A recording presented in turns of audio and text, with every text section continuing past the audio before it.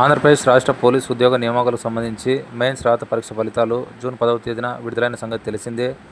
అయితే ఈ ఫలితాలలో అర్హత సాధించిన అభ్యర్థులందరిలోనూ ఒకటి టెన్షన్ నెలకొని ఉంది. అదే కటాఫ్ గురించి. ఇప్పుడు మనం ఈ వీడియో చేయడానికి ప్రధాన ఉద్దేశం అభ్యర్థుల్లో ఉన్న సందేహాలను తొలగించడం కోసం ఎక్స్పెక్టెడ్ కటాఫ్ ఏ విధంగా ఉంటుందో తెలియజేయాలనే. దయచేసి ప్రతి ఒక్కరూ ఈ వీడియోను చివరి వరకు చూసి లైక్, షేర్ చేసి ఛానల్ను సబ్స్క్రైబ్ చేసుకోండి.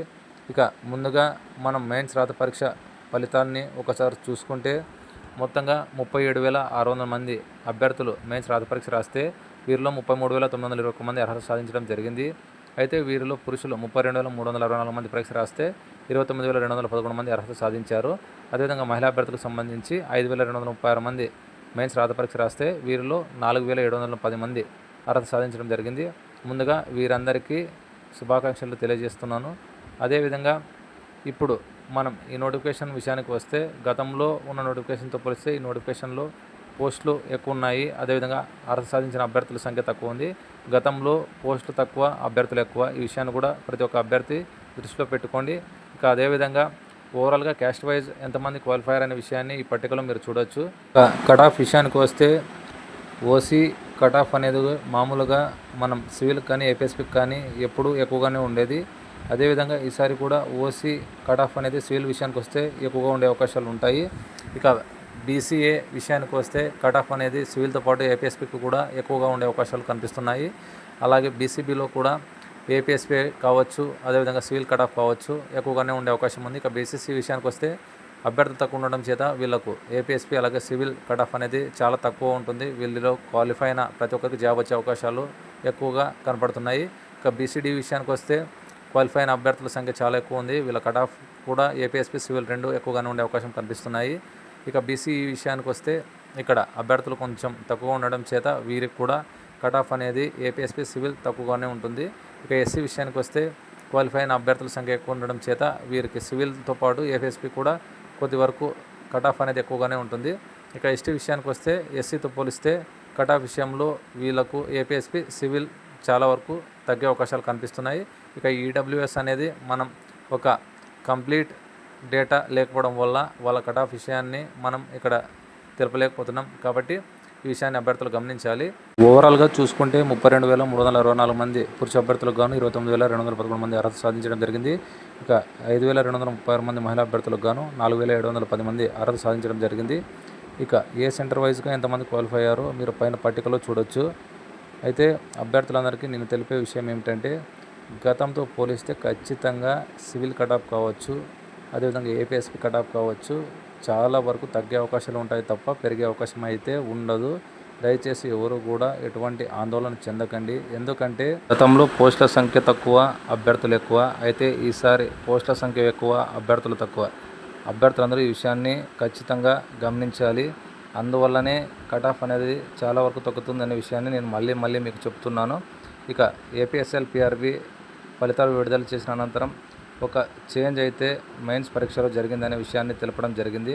అదేమిటంటే సెట్ ఏకు సంబంధించి క్వశ్చన్ నెంబర్ 108కి 2 లేదా 4 మార్కులకు ఆన్సర్ పెట్టొచ్చిన వాళ్ళందరికీ కూడా మార్క్ కలపడం జరిగింది. అదేవిధంగా సెట్ బి విషయానికి వస్తే క్వశ్చన్ నెంబర్ 89కి ఫైనల్ ఆన్సర్ 2 లేదా 4 పెట్టిన వాళ్ళందరికీ కూడా మార్క్ కలపడం జరిగింది. ఇక సెట్ సికి సంబంధించి క్వశ్చన్ నెంబర్ 77కు ఫైనల్ ఆన్సర్ 2 లేదా 4 పెట్టిన వాళ్ళందరికీ కూడా మార్కులు కలపడం జరిగింది. ఇక అదేవిధంగా సెట్ డి విషయానికి వస్తే క్వశ్చన్ నెంబర్ 136కు సంబంధించి ఫైనల్ ఆన్సర్ 2 లేదా 4 ఆన్సర్ పెట్టిన వాళ్ళందరికీ కూడా మార్క్ కలపడం జరిగింది. అభ్యర్థుల విషయాన్ని గమనించాలి. అదేవిధంగా ఓఎంఆర్ షీట్లో వచ్చిన మార్కులకు, అదేవిధంగా మెయిన్స్ ఫలితాలలో వచ్చిన మార్కులకు ఏవైనా తేడాలు ఉంటే ₹1000 ఫీజు చెల్లించి రీవెరిఫికేషన్ కోసం ఏపీఎస్ఎల్ పిఆర్బికు అప్లై చేసుకునేందుకు అవకాశం కల్పించింది. అభ్యర్థులందరూ ఇప్పటికే ఆ ప్రాసెస్ను కూడా పూర్తి చేశారని భావిస్తున్నాను.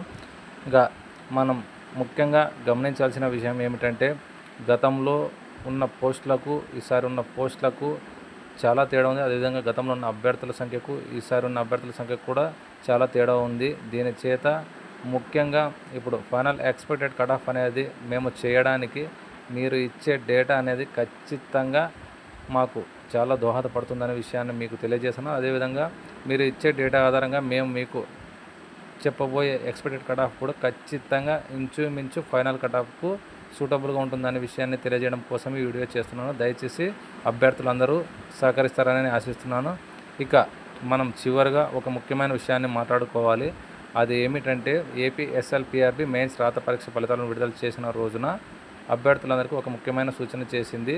అదేమిటంటే మనం గతంలో ఈ పోలీస్ ఉద్యోగాలకు అప్లై చేసే సమయంలో మన అప్లికేషన్లో ఏవైనా పొరపాట్లు జరిగి ఉంటే వాటిని సరిచేసుకునేందుకు ఈ నెల 12వ తేదీ నుంచి 17వ తేదీ వరకు అవకాశం కల్పించింది. కాబట్టి అభ్యర్థులందరూ ఏపీఎస్ఎల్పిఆర్బి అఫీషియల్ వెబ్సైట్కు ఈమెయిల్ ద్వారా అప్లికేషన్లు ఏవైనా పొరపాట్లు ఉంటే ఖచ్చితంగా మెయిల్ చేయండి. వాటిని బోర్డు సెర్చ్ చేయడం జరుగుతుంది. అయితే వీటిలో ఒక పోస్ట్ ప్రిఫరెన్స్ మరియు యూనిట్ ప్రిఫరెన్స్ మాత్రం మార్చుకునేందుకు అవకాశం లేదు. అభ్యర్థుల విషయాన్ని గమనించాలి. కాబట్టి ప్రతి ఒక్కరికి ఈ సమాచారాన్ని నేను తెలియజేయాలనే ఉద్దేశంతో ఈ వీడియో చేశాను. దయచేసి ప్రతి ఒక్కరూ తప్పకుండా ఈ వీడియోని చివరి వరకు చూసి లైక్ షేర్ చేసి నా ఛానల్ను సబ్స్క్రైబ్ చేసుకోండి. తప్పకుండా మీ అందరికీ అతి త్వరలోనే ఏపీఎస్పీ అలాగే సివిల్కు సంబంధించి ఫైనల్ కటాఫ్ అనేది క్యాస్ట్ వైజ్గా ఏ విధంగా ఉంటుందో వీడియో చేయడం జరుగుతుంది. కాబట్టి దయచేసి ప్రతి ఒక్కరూ ఈ వీడియోని చివరి వరకు చూసి తప్పకుండా లైక్ షేర్ చేసి నా ఛానల్ను సబ్స్క్రైబ్ చేసుకోండి.